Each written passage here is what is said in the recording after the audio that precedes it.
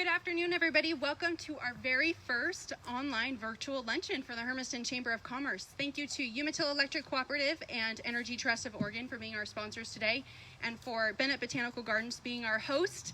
I've heard a few viewers already tell me it's just not quite fair that we all get to be in the gardens today and you all are watching from likely your desks. So I apologize in advance, but I feel pretty fortunate that we're here and able to use this space and social distance and follow all the protocols while still having our event. So we're going to get started. I'm Kim Rill with the Hermiston Chamber of Commerce. I'd like to bring up Tim Mabry. If you could come up here, please. Tim is our prior board chair. He was the board chair and just ended his seat in July. So Tim, we wanted to thank you for your years of service on the board and specifically for your year as the president of the board. So we would like to commemorate that with a plaque for you. So we appreciate your time with us. Thank you very much. And look forward to your service this year and for years to come. Thank you very much. Thank you. As always, it was a pleasure. Thank you. Thanks, Tim. Fran, could you come up here? Many viewers likely know Fran Rice. She, for 8 years, led our Leadership Hermiston program, and we're so sad to see her go, especially Class 23, which I'm a part of. Only got part of our year with Fran, and we feel like we are missing out on our last 4 months with her, but she has chosen to spend time with her husband and family, which we respect, but we're sad about still. So thank you for your time, Fran, and you've made a difference in 8 years worth of 20 students, so that's quite a few people that you've influenced just in Leadership Hermiston, not counting the families and organizations that you've affected through Leadership Hermiston. So thank you for your service. We have a plaque for you as well to commemorate your service, and we appreciate it. I know you had a few words, so I'll let you take care of that. Thank you, Kim, so much. It's been a wonderful 8 years, and the year that I myself went through Leadership Hermiston and then served on the steering committee. And I just want to thank the Kim Chamber Board and also the Leadership Hermiston Steering Committee for their help during this time. Facilitating this class has been the greatest part-time job I could ever imagine because I had 20 new friends every year, and I got to introduce them around the community to the people that are making things happen in the different areas that we just don't get into in our daily lives. So we were able to build their social networks through that. For 23 years, the classes have done projects that you probably remember. Some trees. They planted trees at Belt Park. They planted trees at Kennison Field and also out at the Oxbow, as well as doing things for DHS and updating other places around the community. In the next few weeks, this class 23, is going to be building a storage shed for Martha's house, and they'll also be updating the common area. Then they will be finishing their last 3 months that we didn't get to do this year next spring, and hopefully then we'll recruit for a new class a year from now. Don and I are planning to stay in the area. We love it here. We're not going anywhere, and we're going to continue to interact with all of you in as many ways as we can, and we look forward to that. So thank you for a great time and for the plaque. Thank you. Thanks, Fran. So next we will get into our sponsor presentations. We have Brian Zoeller from Energy Trust of Oregon and Travis Wood from Umatilla Electric. If you both want to come up here, and we'll get our presentation started. I will be monitoring questions in the chat, so if you have a question, feel free to type it in, and we will get it answered by our speakers. So let's get started. Thank you, ma'am.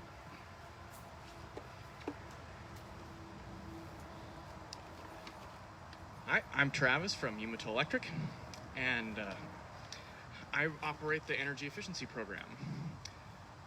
Can I hit the clicker? Yes.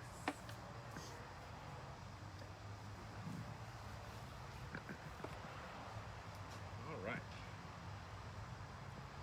So for a little bit of history, Umatilla Electric was formed on June 18, 1937 by 5 guys who reached into their pockets and pulled out a penny. And they set in motion a chain of events that created a business where the power could be disseminated amongst the rural areas when at the time it was fixed to the urban areas. They applied for a $129,000 loan to cover the initial startup costs. At the time, UEC actually used to buy the power from Pacific Power wholesale, but when BPA came about, they started to buy the wholesale power from BPA and save some money doing so. They also absorbed a neighboring utility in Pendleton that ended up extending the service territory to where it is today. When McNary Dam was constructed in the 40s, they brought more jobs and populations to the area. UEC serves a little bit of Morrow County, Umatilla County, and a tiny bit of Union County. And for the most part, you can actually see on this map that it's split down the middle on either side of a little corridor that follows the Pendleton and Pilot Rock strip, where most of that is Pacific Power. And Brian will get into some of the details on that. Like I said, UEC is a an electric utility based on being owned by its members. Each member has one vote, and more than 80% of UEC's power comes from clean hydropower. It serves 17,700 members and meters, and is owned by 10,400 members. HES is a public utility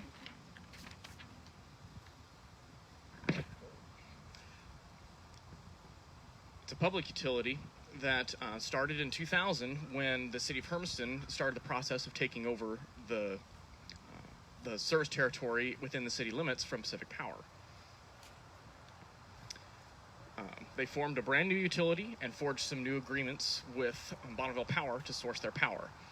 They then contracted with Umatilla Electric to be able to facilitate all of their needs, billing, energy efficiency, the whole 9 yards. And then, an energy efficiency program, we do have a couple of success stories that I think are worth bringing to your guys' attention. Oops, did I go too far? It's kind of lagging behind a little bit. For Umatilla Electric, we had a success story in our industrial sector where a very large food processor decided to expand their facility. They ended up working with us to do a custom project where they installed some economizing compressors and variable frequency drives and some evaporators in their plant, and altogether they ended up saving around 10.6 million kilowatt hours. The incentive that they qualified for by saving the energy through the custom project ended up covering about 49% of the total cost of their entire project. HES has a similar story in its commercial sector. We had a small auto body shop in 2018 that approached us for a custom project. They wanted to install some new lights in their facility. And as you can imagine, it's really important in a paint booth to have color accurate light. Their old lights were the sodium energy hungry lights that they ended up replacing with shiny new LEDs. The project saved them 12,000 kilowatt hours every year from now until they decide to come out with the next emerging tech.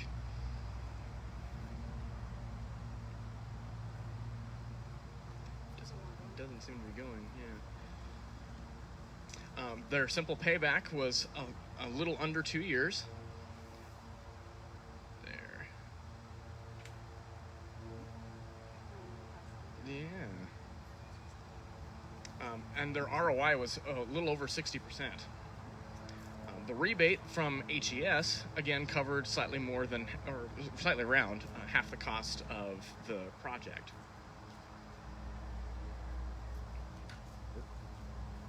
So our energy efficiency program is the same for both utilities. We have incentives for residential, commercial, industrial, and agriculture. And Umatilla Electric also offers a energy saver loan program. But unfortunately, HES at this time does not have a program for a loan program. Okay.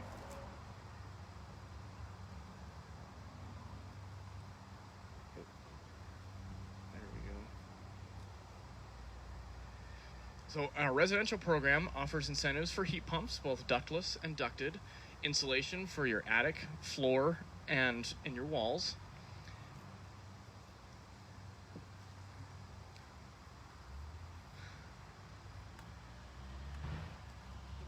Okay. Heat pump water heaters and new energy efficient manufactured homes.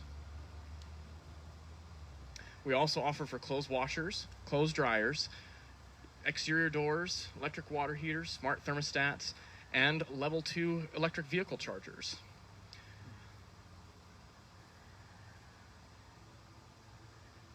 There we go. Our commercial program tries to align up to the Energy Trust program as much as possible.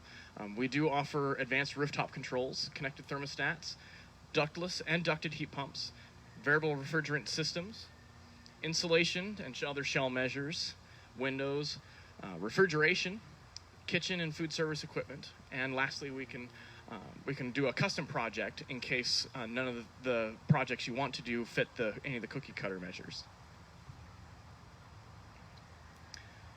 In our industrial sector, we offer low-cost, no-cost strategic energy management as a way to get the foot in the door. The big ones are variable frequency drives, compressed air systems, and some high-frequency battery chargers. But by far, despite welder projects and water leak abatement, by far our most popular is a custom project, where it's really challenging to fit an industrial project into a cookie cutter, and so we just evaluate each project for energy savings. In our agriculture program, we have freeze-resistant stock tank water heaters, thermostatically controlled outlets, sprinkler packages, a popular one for pump replacements, and variable frequency drives. And just like the other sectors, we have custom projects available there as well. So feel free to contact me if you have any questions. Kim has my contact information, and you're more than welcome to give me a shout over email or phone.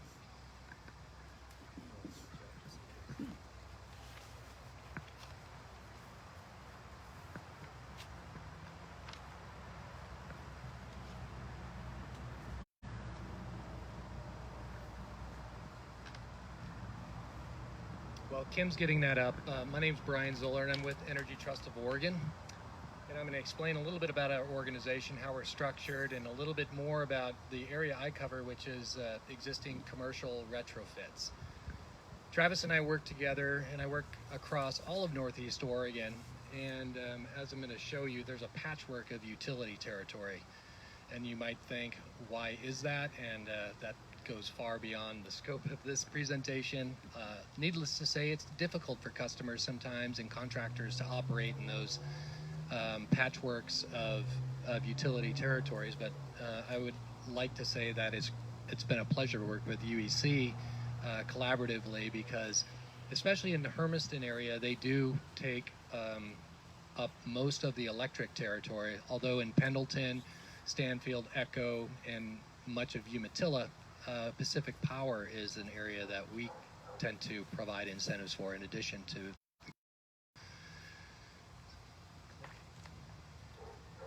So people probably know less about Energy Trust than they do about UEC, and it's I think really important to know that we are an independent nonprofit. We were set up about 20 years ago by the governor, and basically the governor and the legislature at that time wanted energy efficiency to be pursued constantly, not when it was useful for particular utilities. And so they created a structure that administered the efficiency and the renewables programs on behalf of the investor-owned utilities. So Travis and UEC is part of the Bonneville Power public utility system, which in the Northwest has about approximately 140 utilities. And in Oregon, we have 5 investor-owned utilities. We serve 1.6 million customers, and that's across Portland General Electric and Northwest Natural in the Portland-Salem metro areas. And then over here, we're concerned with Cascade Natural Gas, which services all of the areas I mentioned already, and then Pacific Power in spots throughout Northeast Oregon. And if you're in La Grande, we also service Avista, which is also down in Southwest Oregon. So our whole goal is clean, affordable energy. And it's been proven time and time again that investing in energy efficiency is far cheaper than investing in any other resource, whether that be renewables, coal, gas. Energy efficiency is consistently the cheapest. And so when states get together and they talk about how are we going to produce energy given the load growth of people moving to the Northwest, basically 80-90% of that new power over the next 20 years is going to be created by investing in you to use better equipment and better processes rather than building new power plants. In fact, we're only down now to about one coal plant in all the Northwest. Boardman's going away. And so it's been a success, and it's in large part because of the participation of customers.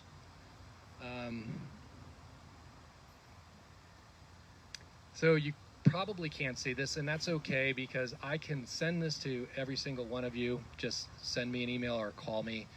I can also send a PDF of the slide deck to Kim, and she can disperse. But this is the patchwork, and you can see, or not, Hermiston is kind of a mix between Pac Power and UEC, but we try to collaborate as much as we can to get the programs to you and the knowledge to you. So in Energy Trust, all of our programs, like Umatilla Electric, we have residential, commercial, industrial, agriculture, new construction, multifamily, and solar, and also other renewable projects like small hydro or even wind. And so we can work with you to provide assistance in identifying what is appropriate for your facility or land. And we do that on a one-to-one basis. And so that's what I do out here all throughout Northeast Oregon is work on commercial retrofits. The other thing we do, in addition to helping you identify, is to provide incentives to really buy down the cost that it would be to invest in more efficient equipment.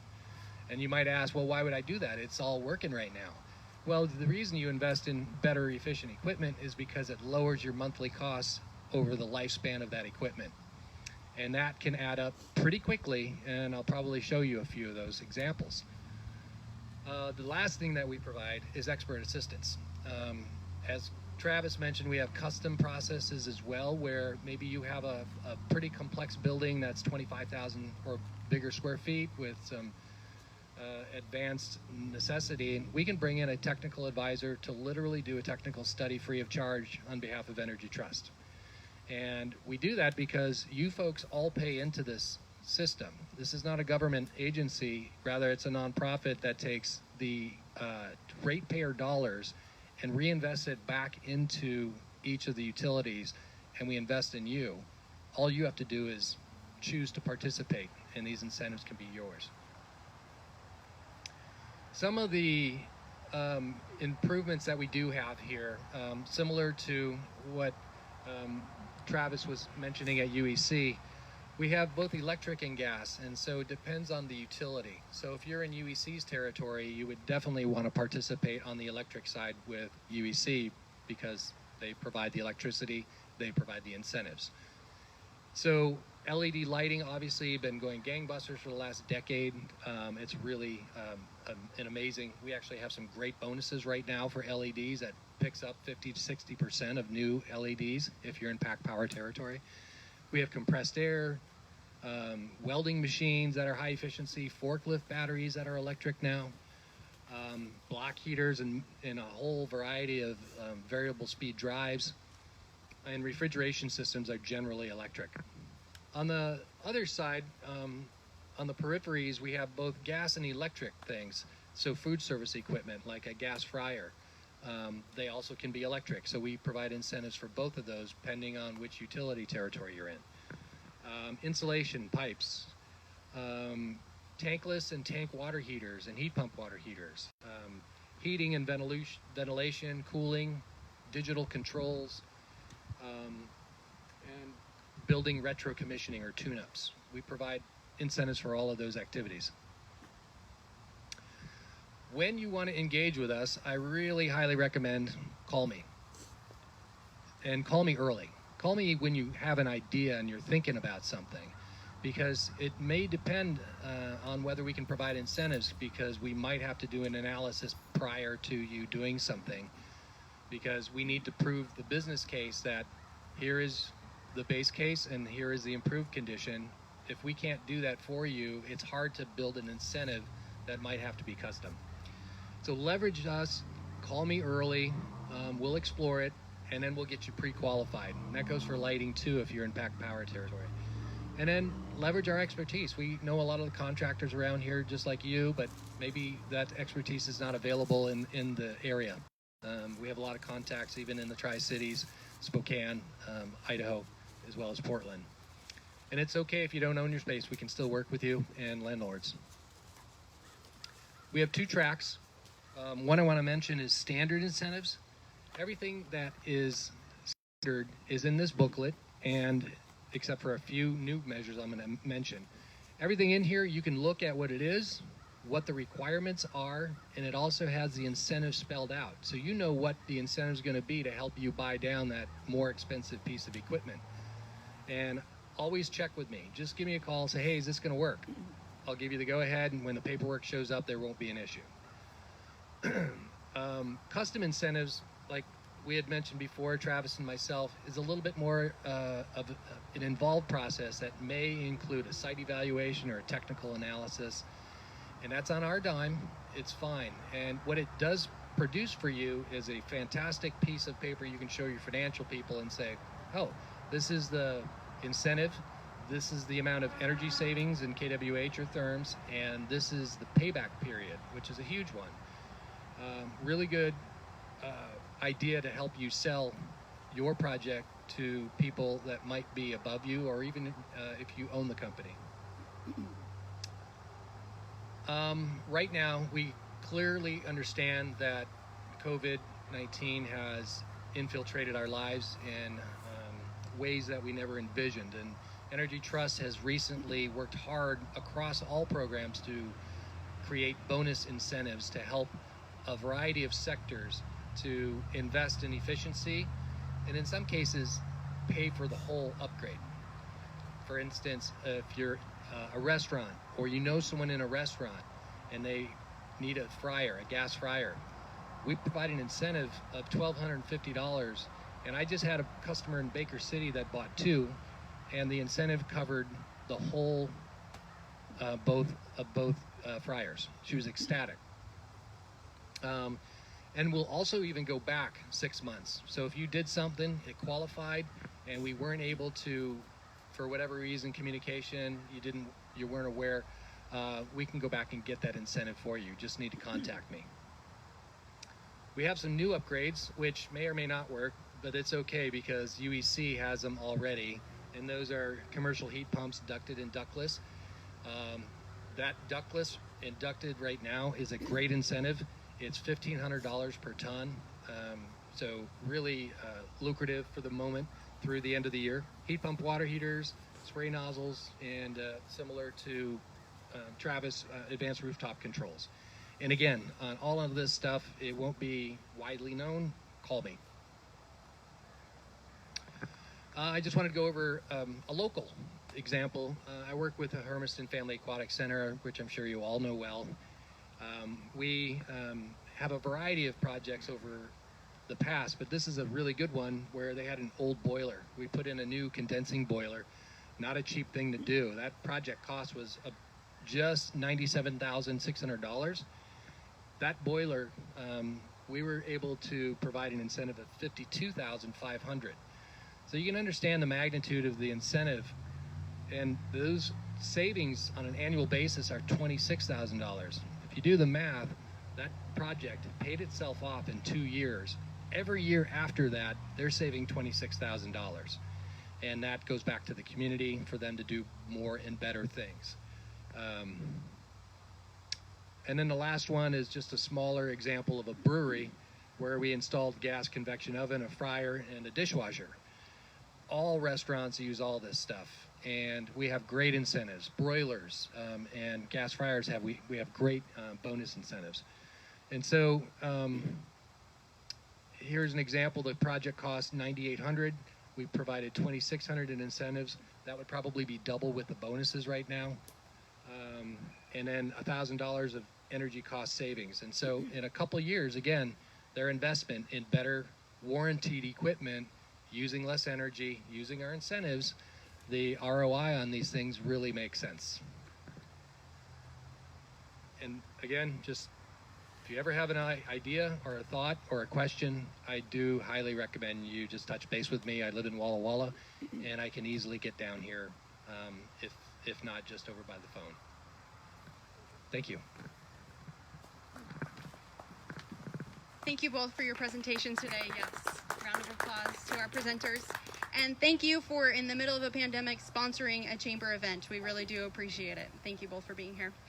As you know, viewers online, you were not able to go to the Umatilla County Fair this year or Farm City Pro Rodeo. And there was a large group of people that worked hard to allow our youth to still sell their animals that they've been working hard for and enter exhibits. And so today we have Linnell here to talk about how that went, give a quick recap on money raised for those kids and how it went. So thank you, Marie, for being here, and I'll turn it over to you. Thank you, and UEC for providing this, another partner in our county fair livestock sale every year. My name is Marie Linnell. I've been chairing the livestock sale since I believe about 2006, when got involved in it when my boys were showing steers, and when my youngest graduated. People said, "Are you going to quit?" I'm like, no, because it'll be easier now that I'm not also being a parent. But I enjoy helping every year. I was born and raised in it, so it is kind of a natural fit for my community service. So anyway, this year with COVID-19, it was about the middle of May. Fair was quote-unquote canceled. A group of us got together with the fair board and said we need to still help the kids. Especially the kids with the steers and even hogs and lambs. Those kids already had their projects, and without a place to go with them, it would have been a real hardship. So really what I want to point out is, can you click the slide? Okay, sorry. My PowerPoint's not quite as fancy as UEC's and Energy Trust, but together with, basically it took a whole community just to plan this event because it was such an odd year. The fair board, the county commissioners, our livestock committee, OSU Extension representing 4-H, our FFA advisors throughout our county, obviously representing the FFA students, and the Hermiston School District. We had, with the COVID changes that came down 2 weeks ahead of our event, we wanted a way to broadcast the judging of the animals, because unfortunately the kids were not able to be there, but we had judges live sort the animals. So Doug Bennett got with Tricia Mooney and her team. We live broadcast the judging of the animals, and it was a real hit, and we hope to do it again because there's always people that can't make it to the shows. We had parents say we acted like it was a football game. We were cheering. Grandparents that don't live here were watching. We just hope that we can have the kids and maybe do the same thing, because it was a real asset, and again just points out the whole community that it took to pull this off. Obviously, there was a whole slew of volunteers. We had a family come from Athena area that normally works in the pig barn. They babysat the pigs for 3 days, and we're happy to volunteer to do it. The minute I mentioned it, they're like, count us in, we're in. And another one is our custom meat process. A lot of counties canceled their fairs because they didn't have an outlet to take the animals after the sale. And so right away we were very blessed in our area to have 3 custom processors. And the minute I contacted them, they said, yes, we block out the week every year. We're there to serve. And so they're part of our success story every year. And then, of course, last but certainly not least is the businesses and individuals that actually come to the sale this year online to support the kids of our community. Not everyone's aware of why youth livestock auctions happen, why we feel they're important, but a couple things I just kind of pointed out is raising livestock teaches kids responsibility, time and money management, a work ethic, Also, community service. Most 4-H and FFA members give back to their community, whether it's a project, in various ways they give back. So, and then I think too, they see those of us that volunteer doing community service, and it wants them to be a part of it. And then probably one of the most important things, and is very near and dear to me, is that it funds college educations. My youngest just graduated this May, and a good chunk of his college education was paid for by his 4-H and FFA projects. And the one thing we wanted to point out is many of these young people return to our community in ag-related businesses.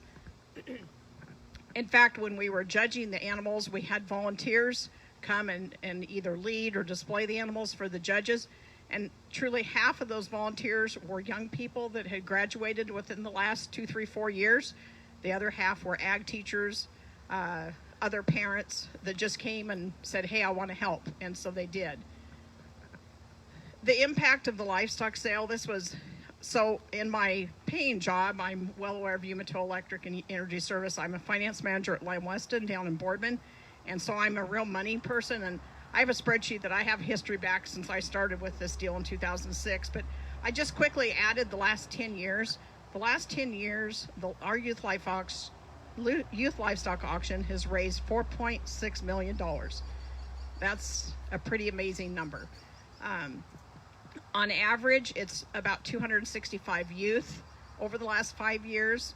This year, we were down at 208, and a lot of that was COVID related, because especially on the pigs, this pandemic was started right about the time the kids go and get their animals, and I think there was a lot of fear for parents that, do we spend the money? And so we saw a real drop, like in 40 head in pigs, and I think 20 in lambs.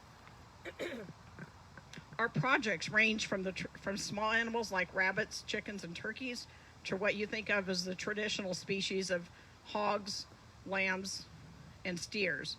And in the last couple of years, we've seen a real increase in the meat goats. And I think the one thing to point out is it's not all farm kids that are raising animals, especially the small animals. I mean, we had 15 turkeys this year. It was our biggest turkey show ever. But there's other kids that maybe raise a hog at someone else's house that has property just out of town. And so, I think whether they get involved as a 9-year-old in 4-H, or a lot of kids don't get involved till they get high school and become involved in FFA. But it's really an impactful event. And finally, just high level, when our sale got over last Monday, or 10 days ago, the Eastern Oregonian contacted me right away. How'd we do? And I projected we were going to end about $510,000. Well, I'm happy to announce that as of today, we're at $570,000 on the 208 lots, which is our second highest gross ever. Of note, last year was our record of $614,000, but that was on 265 lots. So really, in essence, this is a record in my book. The really unique thing this year is due to COVID-19, and again, the last minute changes. We mostly went to an online format, which was a big change, because the livestock sale at the Umatilla County Fair is on a hot day in August with lots of people in a barn, and it goes for 5 hours, but it's amazing the community that comes out. And I think it's kind of like a get together and, chance to see people. So not being able to come and do that was hard for a lot of folks, but they understood, and not too surprising, they came out and supported virtually, as well as a lot of the businesses we contacted. Just, hey, I don't want to get online. Here's my budget.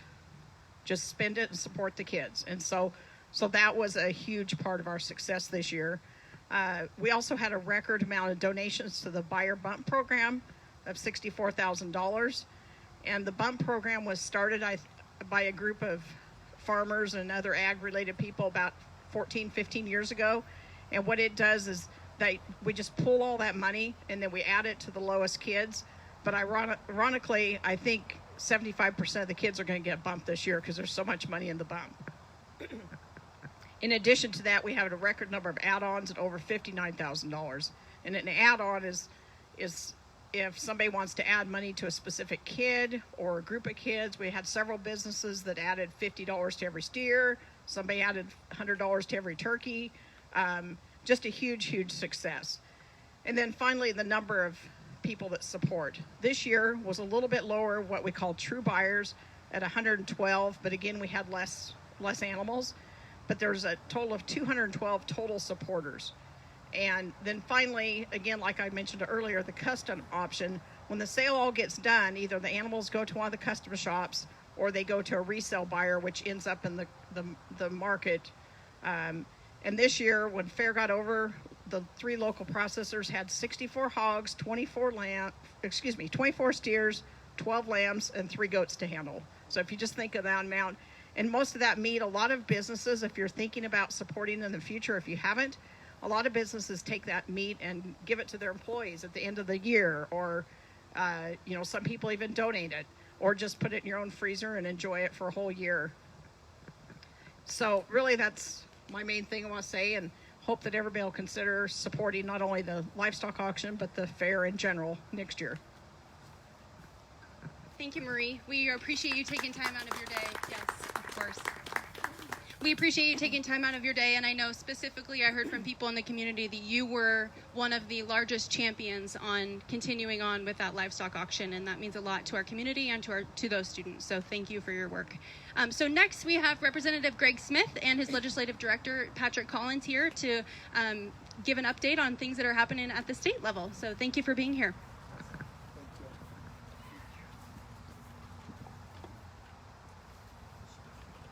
Well, good afternoon. It's great being here, and I have to share with you, Marie, I was really hoping to get the grand champion turkey. You got the reserve. I got the reserve. I got outbid by Les Schwab, which means I better start working a little harder if I'm going to be able to beat them at next year's auction. I want to share really quick. Thank you, Kim, for inviting Patrick and I. You do an awesome job. We really appreciate all you do for the chamber and for the Hermiston area. You're awesome. And we want to thank our Southern Twain barbecue. Wasn't that awesome food? Let's give them a round of applause. And Bennett Botanical Gardens. Our family actually had family photos here, and it's just awesome. And of all the places that we could go, my wife really wanted to make sure we were here. So thank you, folks, for allowing us to be here. I'm going to keep my comments brief. I want to keep us on schedule. And, oh, you're right there. You're right there. I'm sorry. I'm brain dead. It's good seeing you. By the way, our family photos turned out wonderful. So, we had 11 votes in this last special session. And of those 11 votes, it was really a potpourri. Part of it focused on police action. In House Bill 4301, we did a police reform bill in which we outlawed the outright use of choking. And it was a hard vote because I really support making sure that our law enforcement have every tool available to protect themselves and to protect the citizens. But the Oregon League of, or the chiefs of police, the sheriffs, the state police all came to me and said, Greg, this is an outdated, antiquated technique. Choking should not be allowed except for in the use of protecting an officer or the public. And so we voted to outlaw choking now as a use of restraint. My understanding is our law enforcement have other mechanisms. And so almost in a bipartisan manner, we passed 4301. The second bill we passed was 4302, which is a fee bill for Dogami. Who knows what Dogami is? It's the Department for Mining, okay, and Geology. And what's really interesting is industry brought the bill forward. Why would industry bring forward a fee bill and ask us to pass it? Because they want to make sure their permits get processed in a timely manner. They want to make sure that the department had staff, and so they were willing to tax themselves to make sure that the staff was in place in the department. Typically on a tax bill, you're like, whoa, we need to look at this. But when you've got the industry itself coming to you, that's a bill that typically you can get behind and support. And again, in a bipartisan manner, we did that. Then we got to some of the hard budget bills. And as folks will know, we're sitting on right now about a $1.3 billion deficit in the state's general fund. How did that occur? The economy was going great. Well, when this little virus showed up, and doors had to shut, the state of Oregon, which is dependent upon income tax and state lottery, those dollars dropped dramatically. And so as a result, the state of Oregon, by constitution, must balance its budget. We must. We're not like California, we're not like New York, we're not like Congress that can pass deficits on to a future legislature. We have to balance. And so in this last special session, we reduced that deficit by $1.3 billion, and we did it in several ways. First, we transferred $400 million out of what's called the Education Stability Fund. Over the last number of years, we've been placing dollars every biennium into this fund. We've grown it to about $850 million for such an emergency. In this biennium, we've taken half those dollars and we've set them aside to reconcile the budget. Then in addition to that, we took about another $600 million in program changes, which means we had to go into the departments and reduce down the size of state government. And as you can imagine, that's really challenging because not everyone's on the same page. Think about this. Without raising your hands virtually or in the audience, what's your priority? Is it educating our children? It's pretty important. What about taking care of our seniors and disabled? You know, they worked hard for 40, 50 years. Do we keep our promise to them? And then what about public safety? What do we do to make sure our streets are safe? Those are hard questions. And so part of what we had to do was really make sure that we reconciled the budget in a way that kept our priorities in line. Fortunately, in this balance, we were able to keep education, K through 12, fully funded. We're going to keep trying on that. We kept that fully funded. We were able to make smart reductions within public safety to make sure that we were able to reduce down some of those dollars. And thankfully, because of federal resources that have come to us through the Trump administration, we were able to balance health and human services. But make no mistake, in the next biennium, even harder questions are going to have to be answered. Then we looked at, let me keep on my notes here, then we had to take a look at lottery-backed bonds. As you'll recall, legislators throughout the state worked really hard to try and make sure that lottery projects came back to the district. We had the Head Start facility in Hermiston and Boardman that received funding that would service about 80 of our kids. We had a project for expanding correctional detainment facilities for folks in the Umatilla County Jail. And we had the riding arena at Blue Mountain Community College. And what we had to do is we had to prioritize. And we had to take a look at those projects and say which ones are ready to proceed today, which ones serve a public safety or a public education need or a public health need. And then it came down to which ones are ready to proceed and which ones have the budgets to sustain themselves. I'm pleased to report our Head Start facility, we're able to find the dollars for that program, and so it'll be proceeding forward. We took the correctional facility expansion, and we moved it off the front burner to kind of the back burner, but it's still on the oven, if you will. And then the Equestrian Center in Pendleton, unfortunately, we're having to take that completely off the table. The reality is that that facility did not have the financial strength within the community college to operate that facility should it have been constructed. And the way the project was financed, and we won't go into that here because of time constraints, just placed a limitation on our ability to move that forward. Let's see here. We then took a look at several unemployment issues. And one of those is we increased the threshold for unemployment filings by $300 for weekly benefits. But we create a system in there in which they would be able to increase their unemployment benefits by $300 in return for going back to work. And so part of what you have is you have folks out there who could accept a job part-time, but they can't afford just to work part-time and give up their benefits. And so what this bill did was said, you go back to work and we'll help make up the difference between what you would have earned in unemployment versus what your wage was. And so it's a way to wean folks off of unemployment and get them back into the workforce. And then the final piece of legislation we passed, I thought was a common sense piece of legislation, and that was allowing the Department of Revenue and WorkSource Oregon to share information. We have a lot of folks, especially in District 57, that are independently employed. They're single member LLCs. They work for themselves. Well, they found themselves out of work. And what ended up happening is WorkSource Oregon said, we can't verify your income. How are we going to do this? And so they had to go through this big auditing process. And what this piece of legislation does is it allows WorkSource Oregon to reach over to the Department of Revenue and say, hey, this person reported this income. Is that accurate? If it is, then it makes them eligible for their benefits. So those were the 11 pieces of legislation that we had. I want to just leave one last thing with you.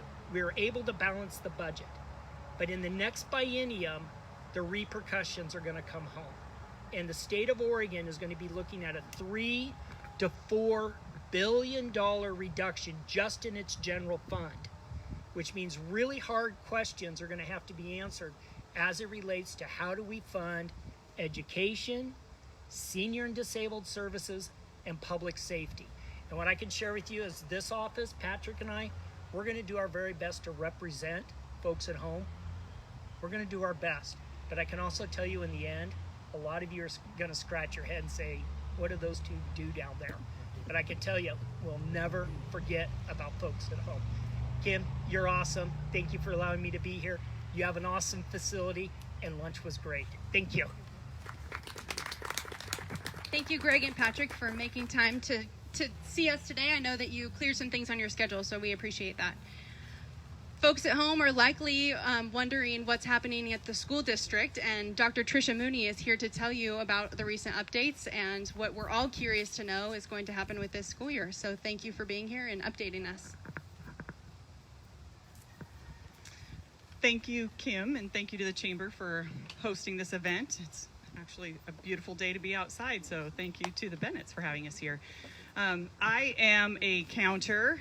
Everyone who works in the school district knows that, and it is actually, well, we are on day 2 of having teachers in buildings. It's very exciting to have our teachers back. It has been 165 days since we have had kids in our classrooms.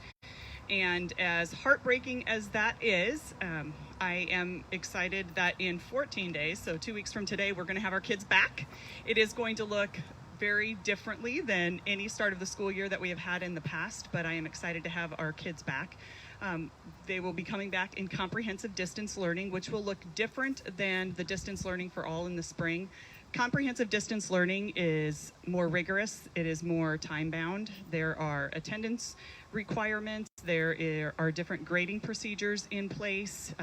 Students will have opportunities on a daily basis for interaction with their teachers. So in comprehensive distance learning, there is both synchronous and asynchronous learning opportunities. So times when the student can interact with the teacher, and then times when they can apply their learning through working on projects and through problems and doing readings and things like that. So excited about having our kids back, however that looks, but having them back with us. We have teachers working really hard this week and next week, actually getting ready for our students. This is a time when every teacher really is a first-year teacher because we've never began a school year like this. So a lot of professional development.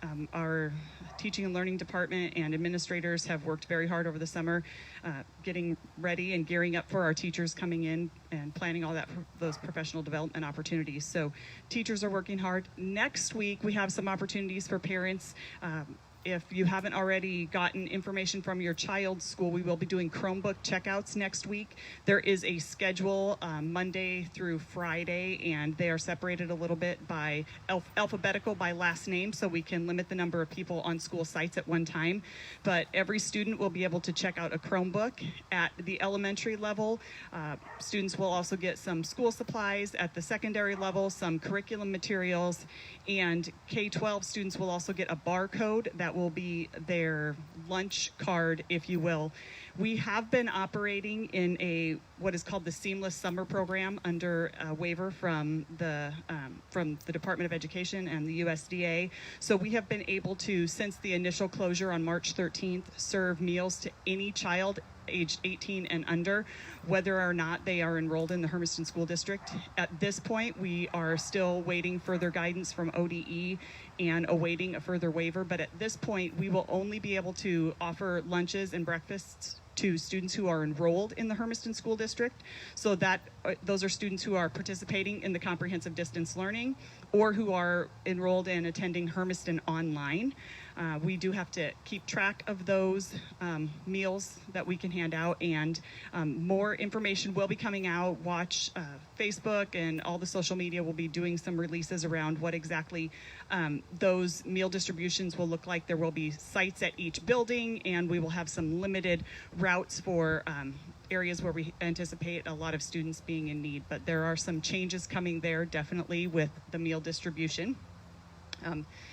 Or do you have questions, Kim? Yes. Okay, if you have questions, make sure you're sending them in, because I'm sure everyone has a lot, and a lot of things just, I'm used to talking about it, so I might not be hitting your question. We have also been able to, as a district, I'm excited, we have been able to partner with the Champions program to offer childcare for any community member. I know that since the closure, childcare has been an issue across our community. We have a lot of families that have school-age children that need to go to work and are struggling with how that's going to look. And as we enter into comprehensive distance learning with a little bit different structure, I'm excited to have been able to partner with Champions and with the city of Hermiston. So Champions will be providing the care. It actually will be taking place at EOTech, and the district will be able to provide some Chromebooks so that students who are at Champions during the day will be able to engage with their comprehensive distance learning. The district will provide some support to the Champion staff to make sure they know how to help students get on into their Chromebooks and answer those questions. The other real big news is that initially, due to restrictions in cohort size with COVID, Champions had their base rate at $190 per week per child. And again, due to cohort restrictions, they can't offer daily rates. It has to be, a 5-day week because students can't enter in and out of cohorts. So $190 a day per child was the rate. We have been able to work with Champions, and we're going to get that base rate down to $140 per day, or per week. I'm sorry, $140 per week per child. There are some other discounts on that. I know Champions offers discounts for military families and educators and families with more than one child in Champions. In addition, they work with families through DHS and who have other needs for child care and maybe can't provide or afford it, so there are scholarships available as well. But I'm really excited that we'll have that opportunity to offer some childcare in our community through Champions, and the opportunity to allow those students that are participating in Champions to be able to access their learning during the day. So one of the things, any questions yet, Kim? Okay, I'll keep going. Keep getting a lot of questions around athletics and activities and what that looks like.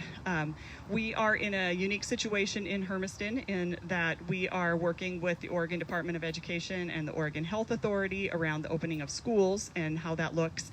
But playing in the WIAA, we have some, guidance that we need to align.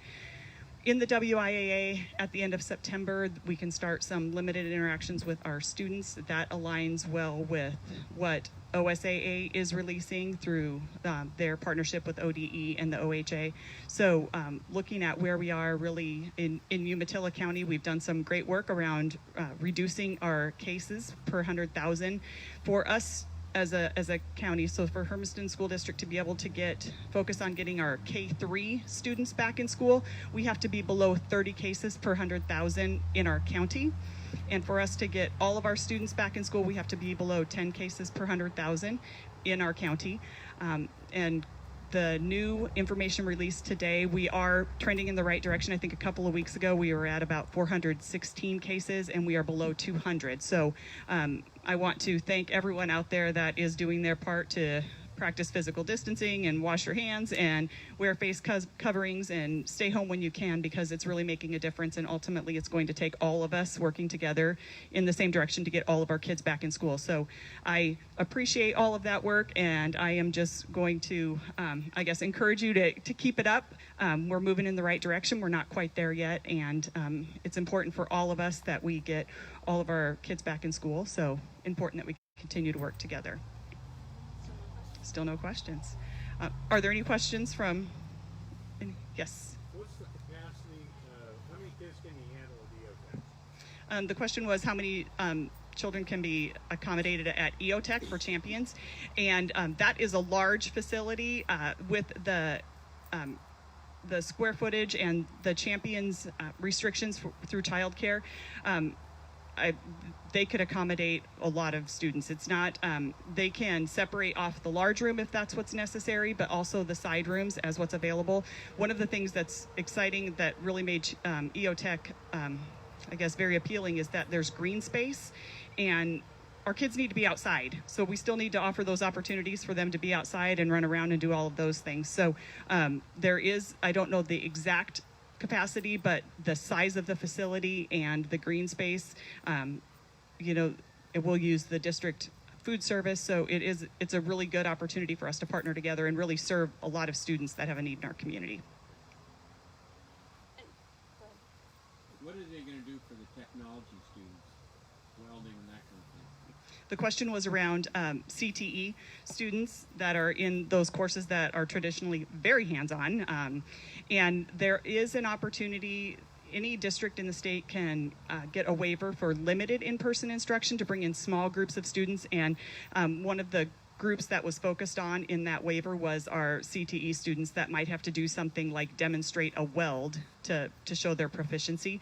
So we will be able to, after we have our kids back in the routine of school doing that comprehensive distance learning, we'll be able to bring in small groups of students for very limited amount of time. We are limited on, we can have only groups of 10, a cohort of 10. That cohort can't change throughout the week. We have to count the students. For example, if students are on a bus, we have to count those students as a part of the cohort.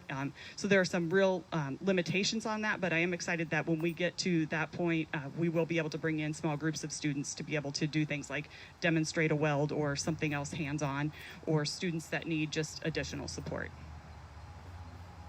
How about special needs? The question was around our special needs students, and again, we'll be able to bring in, for limited in-person instruction, small groups of students that have those needs that we'll be able to bring in. The maximum time during the day is 2 hours that we can have those students on site with the limited in-person instruction.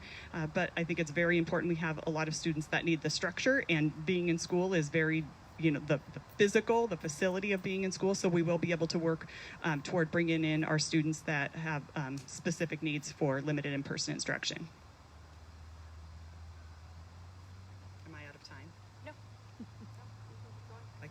All right. So we will continue, the district will continue to work with Mid-Columbia Bus Company as we progress. We are excited to, again, have students back. We are equipped, thank you to our amazing technology department. We are going to be one-to-one, or we are able to be one-to-one, so each student will be able to check out a Chromebook. We do, in our area, have a lot of families that have issues with internet. Maybe it's not available at their home, or just don't have the bandwidth. So we do have also some hotspots. So encourage families, if internet is an issue at your home, to, when you're coming to check out a Chromebook, check out a hotspot. We are working on getting more of those because we aren't exactly sure what the need's going to look like. In the spring, when we went to the distance learning for all, the district did also purchase some routers that would serve a larger group of students, and those were placed out in the community in places, some apartment complexes, trailer complexes, things like that, where we thought we could get a large group of students that would be able to connect with those routers. So those have been out in the community, but we will also be able to check out hotspots for families that need those as well. My time's up. Yep. All right, so I want to again thank Kim and the Chamber for putting this together, and if you have questions, please don't hesitate to reach out to my email is on the website, and my phone number is on the website, so please reach out to me directly, and thank you for all you do to support Hermiston schools. Thank you, Dr. Mooney. So to finish off today's programming, I just wanted to give a brief update. A lot of folks are asking questions about our property. About a year ago, we put a sign on a piece of property on the corner of Highway 395 and Evelyn Avenue on the south end of Hermiston that said Hermiston Chamber coming soon. And since that sign has been there about a year, you're probably wondering what soon means. So I'm here to give you an update today. So just recently, actually not recently, before COVID hit, our foundation board and our board of directors has been working jointly to make sure that we end up in a facility that works for the chamber, and we're able to have large meetings and really be a business center for the community. And one of the things that they decided to do to COVID-19 was a campaign, and our board of directors and foundation board together decided that it probably wasn't a great time, and this was the onset of knowing the repercussions, and now understanding that that was the right move for our community. And so we halted that. We didn't want to ask our business owners for additional funds past their membership dues for this project. And so we were able to work on some things internally, find some dollars elsewhere, and really scale the project to a different scale so that we were able to complete what we need to. And part of that, we're selling a couple of pieces off of our current facility. So Bennett Christensen from Group has those listed for sale right now if you're looking for. We own some and we want to sell it to you. So with the sale of that, we'll be able to finish some of our funding gap and hopefully start construction. So that's kind of what's going on there.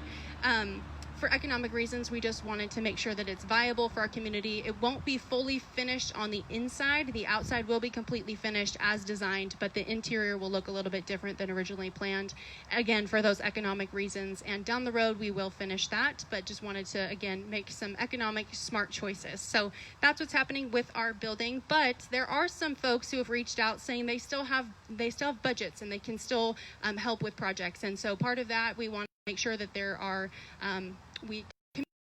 we are still accepting donations to our foundation, and we'll be sending out information on those different donor levels to our community partners via email. So I'll send that out later this week, but just wanted to give a brief update. So Christensen Realty Group will be getting a sign on that property showing what portion of the property is for sale and the prices and so forth. So if you're interested, take a look at that. If you're interested in donating to our project, let me know. The chamber phone number is 541-567-6151. And with that, we will conclude our programming today. Thank you all for watching. Thank you, Bennett's, for hosting Southern Twain Barbecue for lunch, and to all of our speakers who came and presented to us. We appreciate it. Thanks.